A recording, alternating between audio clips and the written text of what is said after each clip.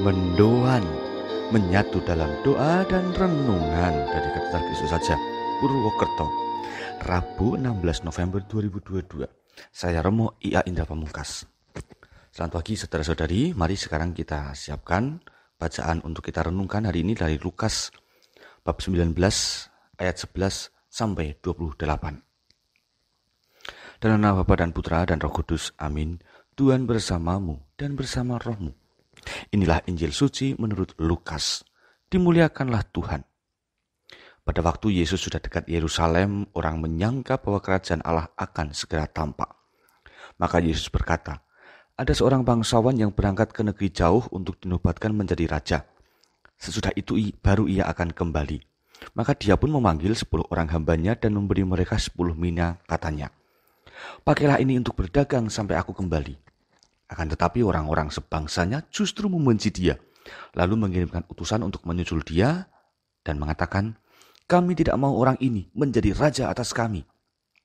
Dan terjadilah, ketika dia kembali, setelah dinobatkan menjadi raja, dia menyuruh memanggil hamba-hambanya yang telah diberinya uang itu, untuk mengetahui berapa hasil dagang mereka masing-masing.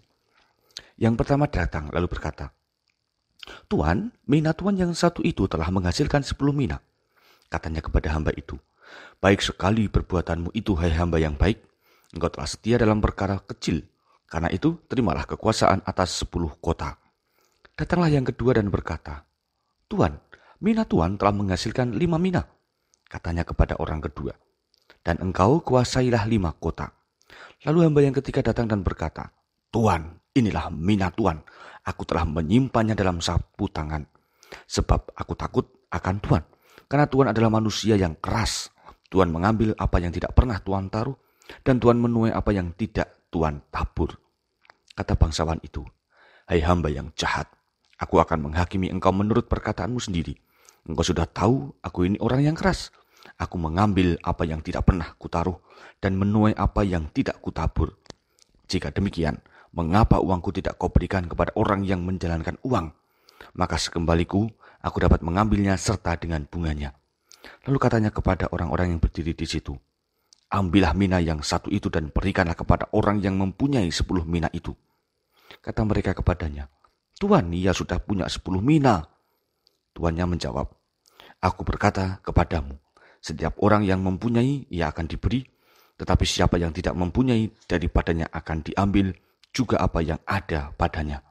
Akan tetapi, semua seteruku ini yang tidak suka aku menjadi rajanya, bawalah mereka kemari dan bunuhlah mereka di depan mataku.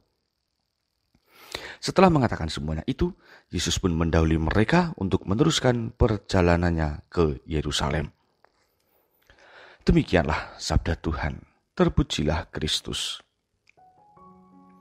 Saudari-saudara, kisah dalam Injil ini adalah kisah yang familiar bagi kita, yaitu soal pengembangan talenta atau potensi dalam diri. Itulah refleksi yang semoga bisa semakin kita pahami. Dalam hari ini, kita diberi kesempatan Tuhan untuk mengoptimalkan apa yang ada dalam diri kita tentunya. Maka, baik untuk kita perhatikan pada hari ini, segala macam talenta yang kita lakukan, segala macam karya yang kita buat, apakah itu juga menjadi landasan kita untuk mengembangkan diri. Segala macam kewajiban misalnya, kalau hanya dijalankan secara kewajiban, tanpa ada nilai, tanpa ada keuntungan dari diri sendiri, maka itu mungkin akan membuat kita mudah bosan. Yang paling baik adalah kita bekerja, berkarya, melakukan segala sesuatu dengan kesadaran bahwa inilah anugerah yang Tuhan berikan.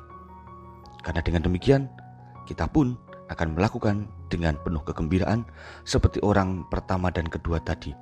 Mereka mampu mengembangkan potensi yang dipercayakan kepadanya. Saudara-saudari, pada hari ini percayalah Tuhan masih mempunyai keinginan dan harapan untuk kita semua. Semuanya tergantung dari kita, mau mengembangkan atau justru menjadi orang yang bermalas-malasan. Tuhan memberkati. Mari berdoa.